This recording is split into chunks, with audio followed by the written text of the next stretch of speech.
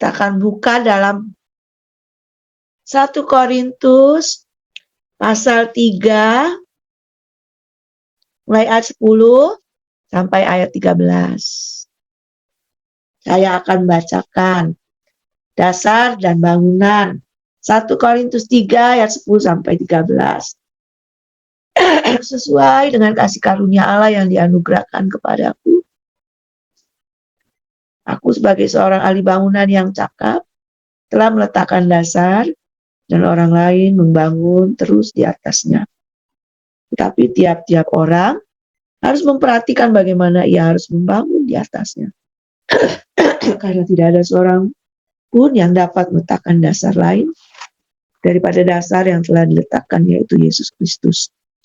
Entahkah orang membangun di atas dasar ini dengan emas, perak, batu permata, kayu, rumput kering, atau jerami? Sekali kelak pekerjaan masing-masing orang akan nampak, karena hari Tuhan akan menyatakannya.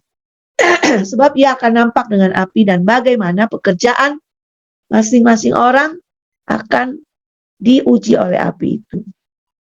Tambah ayat 14. Jika pekerjaan yang dibangun seseorang tahan uji, ia akan mendapat upah.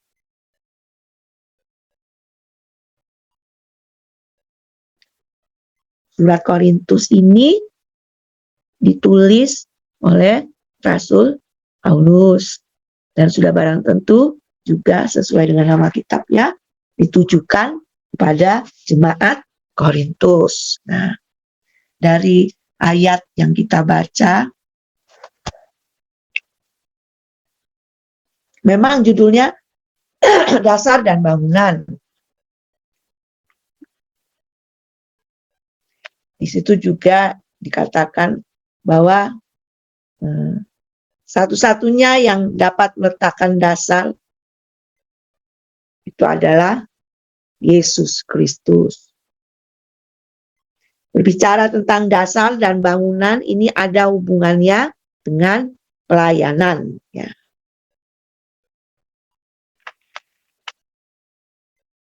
Jadi, pelayanan itu Yesuslah yang mula-mula ya, meletakkan dasar. Dan itu dibuktikannya, ya, memberikan hidupnya ya, sampai mati di kayu salib untuk saya dan saudara. Dia yang adalah Tuhan, dia yang adalah Raja di atas segala raja, datang ke dalam dunia ini. Kita baca dalam firman Tuhan sebagai seorang hamba. Dia datang bukan untuk dilayani, tetapi untuk melayani. Dia datang bukan sebagai Tuhan, kapasitasnya Tuhan, tidak. Dia datang bukan sebagai raja di atas segala raja, tapi dia datang sebagai hamba. Dia datang untuk melayani, bukan untuk dilayani. Ya. Dan itu sudah dibuktikannya sampai dia mati di kayu salib. Filipi mencatat di sana. Dia merendahkan dirinya sedemikian rupa untuk saya dan saudara. Dasar pelayanan itu yang diletakkan Yesus Kristus. Dan itulah yang menjadi dasar pelayanan kita juga. Saya akan menekankan pada ayat 12, 13, dan 14. Tadi saya katakan dasar dan bangunan berbicara hubungannya dengan pelayanan. Demikian juga dalam kehidupan kita. Ya, kita sudah ditebus oleh darah Yesus Kristus. Kita sebagai pengikut Kristus. 1 Korintus juga mencatat, ya, ikutilah teladanku seperti aku juga telah mengikuti Kristus Yesus, kata Paulus ya. Jadi apa yang Yesus sudah buat ya di dalam kehidupannya, bagaimana dia datang untuk melayani dan bukan untuk dilayani, ya. Itu juga harus kita ikuti, kita teladani. Nah, dalam melayani ini, ya, kalau di ayat 12, ya, Tidak sama, semua orang itu tidak sama waktu mereka melayani. Ini digambarkan sedemikian jelas. Memang semua ya, kita ini seperti saya, Devi, Adik Tiar, Ibu Medi, Pak Pras, dan semua ya yang sudah memberikan hidupnya pada Tuhan untuk mengucap syukur, membalas kebaikan Tuhan, kita ambil bagian dalam melayani. Tapi walaupun sama-sama melayani, kalau kita lihat pada ayat 12, sini juga ada adik Maria ya. Itu siapa ini nomornya? Siapa itu? Ya, semua kita melayani. Ya, oke. Termasuk Maria. Karena bentuk pelayanan itu bukan hanya pelayanan di dalam gereja saja, pelayanan terhadap sesama kita. Ya, Yesus katakan waktu kita memberi minum kepada orang yang haus, waktu kita memberi makan, itu juga bentuk pelayanan. Ya, jadi pelayanan itu mencakup hal yang luas. Memang kita fokuskan pelayanan dalam gereja, ya. Tapi semua apa yang kita buat, ya, bahkan sampai hal yang terkecil, memberi minum kepada orang yang haus, itu juga suatu bentuk pelayanan. Kata Tuhan, engkau sedang melayani aku. Nah, kita semua ini sama-sama sedang melayani. Tapi walaupun sama-sama sedang melayani, dari ayat 12 itu dapat ambil kesimpulan, ya, suatu gambaran bahwa mutu atau kualitas pelayanan setiap orang itu berbeda-beda. Dikatakan ayat 12, entahkah orang membangun di atas dasar apa yang sudah Yesus letakkan, ya, yang dia sudah teladankan bagi kita, bagaimana dia datang sebagai hamba melayani kita, selanjutnya kita meneruskan, ya. Entahkah orang membangun, ya, melayani di atas dasar yang Tuhan sudah letakkan. Nah, dilihat kualitasnya berbeda-beda dengan emas, perak, batu permata, kayu, rumput kering atau jerami. Tidak sama, bukan? Tidak mungkin, ya, emas dibandingkan dengan rumput kering atau jerami, perak dengan kayu, ya, batu permata dengan kayu. Ini menunjukkan kualitas pelayanan masing-masing orang itu berbeda. Ya. Itu tergantung bagaimana dia melakukannya.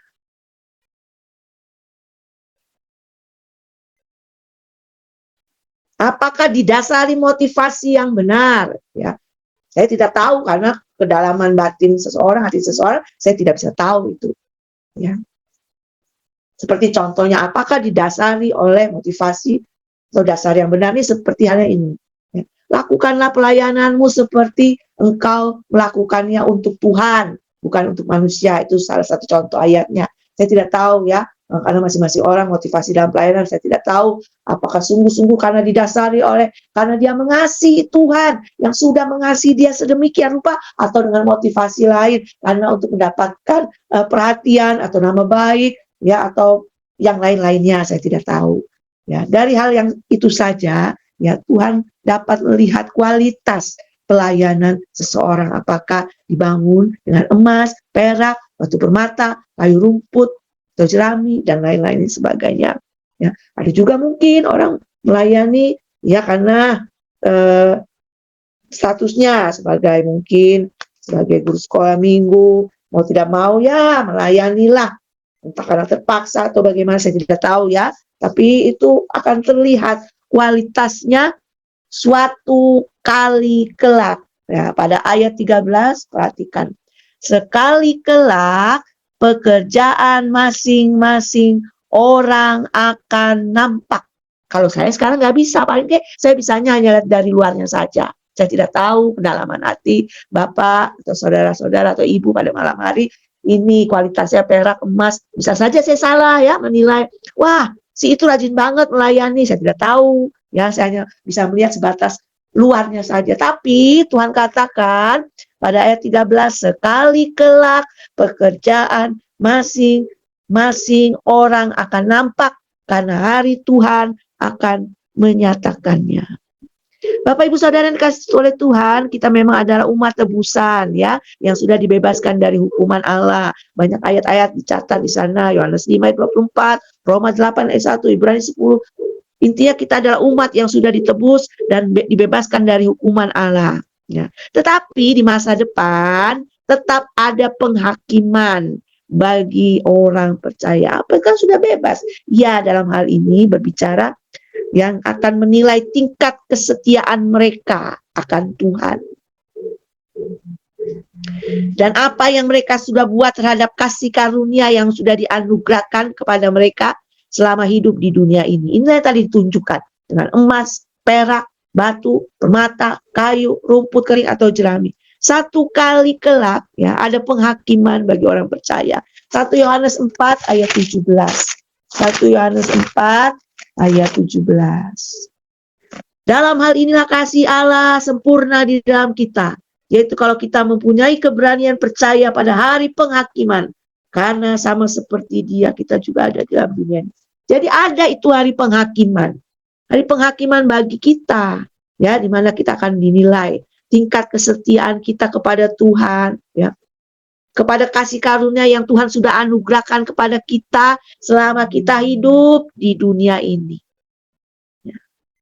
Nah, dalam penghakiman ini nanti tampaklah ya hari Tuhan itu akan menampakkan apakah yang kita bangun atau pelayanan kita itu terbuat dari emas yang berbicara tentang kualitas yang sangat baik di hadapan Tuhan, atau seperti rumput kering atau jerami, ya, kualitasnya sedemikian karena asal-asalan, ya, karena keterpaksaan, karena segan sama saya, atau karena ingin lihat orang. Saya tidak tahu, ya, saya tidak menghakimi. Tapi nanti satu kali kelak penghakiman dari Allah itu Tuhan akan menampakkan kualitas pelayanan kita, ya.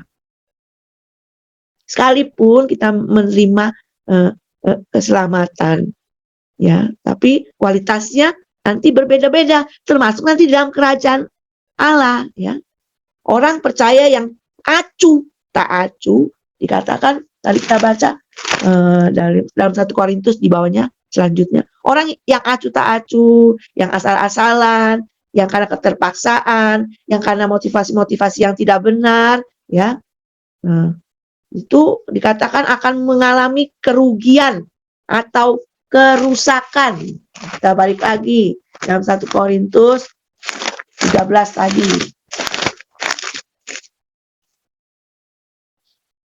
Ayat 15.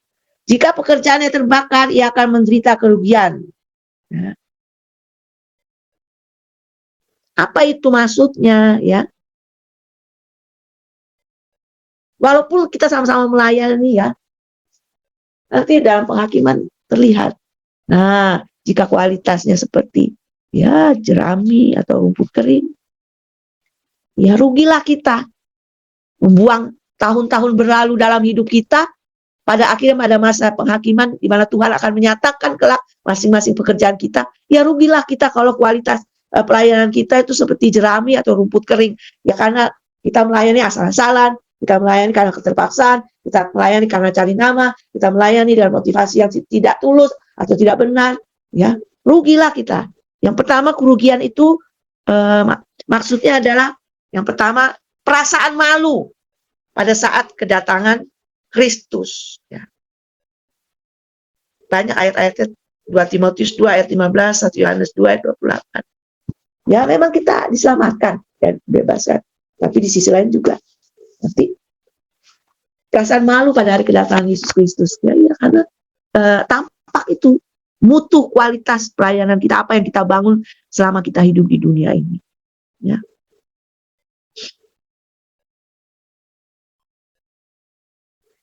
Yang selanjutnya, kerugian apa itu? Katanya menderita kerugian. Kehilangan kemuliaan dan kehormatan di hadapan Allah. Ya.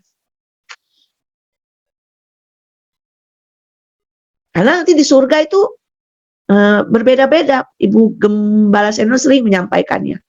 Ya. Kesempatan pelayanan kekuasaan di sorga.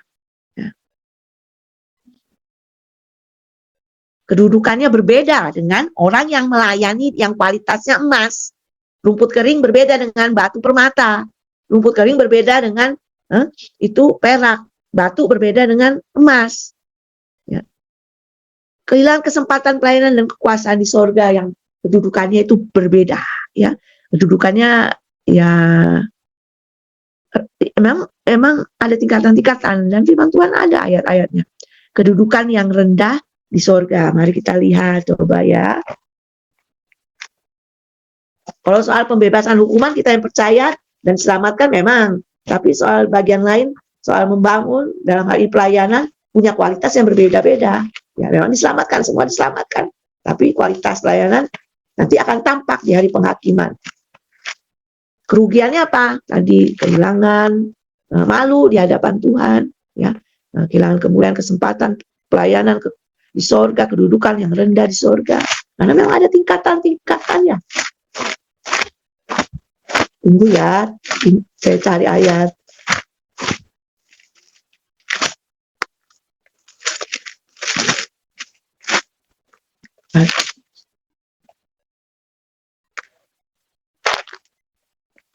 Nah ini ya digambarkan, memang tidak secara langsung. Devi di tingkat keberapa?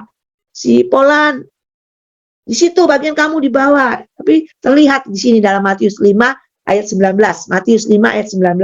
Karena itu siapa yang meniadakan salah satu perintah hukum Taurat, sekalipun yang paling kecil, dan mengajarkannya demikian kepada orang lain, ia akan menduduki tempat yang paling rendah di dalam kerajaan sorga.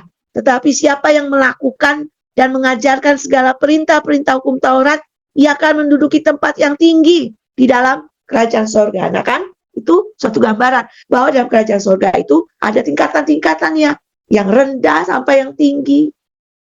Ini contohnya, katanya siapa yang mengajarkan firman Tuhan, tapi ngajarinnya sesat, ya, atau menghilangkan sedikit saja dari hukum itu, Taurat itu, dia akan ditempatkan di tempat paling rendah. Tapi guru-guru sekolah minggu yang sungguh-sungguh melakukan, bukan hanya mengajarkan firman Tuhan, di sini dikatakan melakukan dan mengajarkan firman Tuhan, ia akan menduduki tempat yang tinggi di dalam kerajaan surga.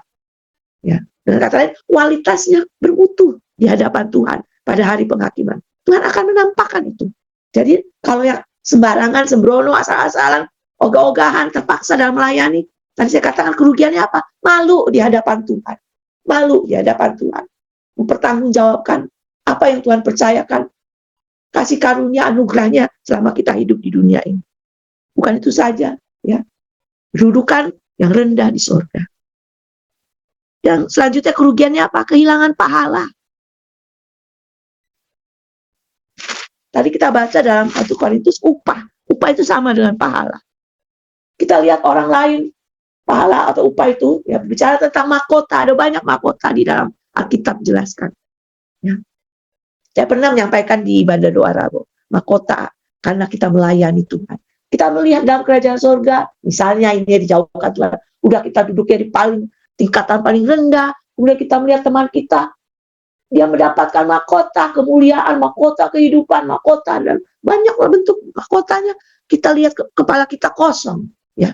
Kita mendapatkan kerugian karena kehilangan pahala. Kenapa? Kualitas pelayanan kita asal-asalan. Kita melakukannya karena terpaksa. Kita melakukannya karena dilihat Ibu Lisa. Kita melakukannya dengan motivasi yang tidak benar. Kualitas kita jerami. Kualitas kita kayu kering. Nah, dijauhkan Tuhan. Ya, firman Tuhan tidak panjangkan pada malam hari ini. Ya, tapi lewat kebenaran firman Tuhan yang diajarkan melalui firman Tuhan. Ya. Marilah kita membangun, ya, dengan kata lain kita melayani. Yesus sudah meletakkan dasar yang benar dalam hal pelayanan, ya. Dengan segala kerendahan hati, ya, dengan belas kasihan. Perhatikanlah dalam setiap pelayanannya, dia selalu melakukannya dengan belas kasihan kepada orang-orang yang berdosa, yang mengalami sakit penyakit, Yesus itu selalu menyatakan dengan kasih, dengan belas kasihan. Dia itu penuh dengan belas kasihan. Ya. Dengan kerendahan hati, dia sudah contohkan, dia itu cuci kaki murid-muridnya. Ya, melalui kebenaran firman Tuhan malam hari ini mengajak saya, terutama saya duluan, ya, biarlah kita meningkatkan kualitas pelayanan kita dalam hal seperti yang kita sudah dengar dari firman Allah, sehingga kita didapati pada hari penghakiman nanti kita tidak malu di hadapan Tuhan. Apa yang sudah kita buat selama hidup kita tidak menjadi sia-sia, ya, tidak menjadi zong kosong. Ya. Dan satu kali kelak juga kita tidak menderita kerugian karena kita mendapatkan tingkatan yang berkualitas. Tadi kita sudah baca dalam Matius 5 ayat 19. Ya, barang siapa melakukan dan mengajarkan, termasuk pada anak-anak yang Tuhan percayakan dalam hidup kita, dengan sungguh-sungguh, dengan hati yang mengasihi jiwa-jiwa yang masih kecil ini, ya, dengan kebenaran yang seturut dengan firman Allah, nggak sembarang-sembarangan, ya, ngawur-ngawur, maka Tuhan katakan dia akan mendapatkan tingkat yang tinggi, ya. Belum lagi mendapatkan pahala, upah sesuai dengan apa kualitas dalam pelayanan kita. Saya juga masih terus belajar karena masih banyak kekurangan-kekurangan saya dalam pelayanan. Kadang-kadang saya kalau capek atau kesal suka menggerutu. Dan saya pernah sampaikan, saya merasa sendiri gak dapat dukungan, saya suka ngambek sama Tuhan, kesal gitu ya. Semua kita masih terus belajar, lihatlah kepada Yesus yang sudah meletakkan dasar pelayanan itu melalui kehidupannya. Tuhan Yesus memberkati, ya. Sekali lagi kita mau menyembah Tuhan malam hari ini, kita minta pertolongan dari Tuhan sehingga kita dapat sungguh-sungguh melayani Tuhan, dan pada hari penghakiman nanti tampaklah kualitas yang berkenan di hati Tuhan. Selama hidup kita tidak sia-sia melayani.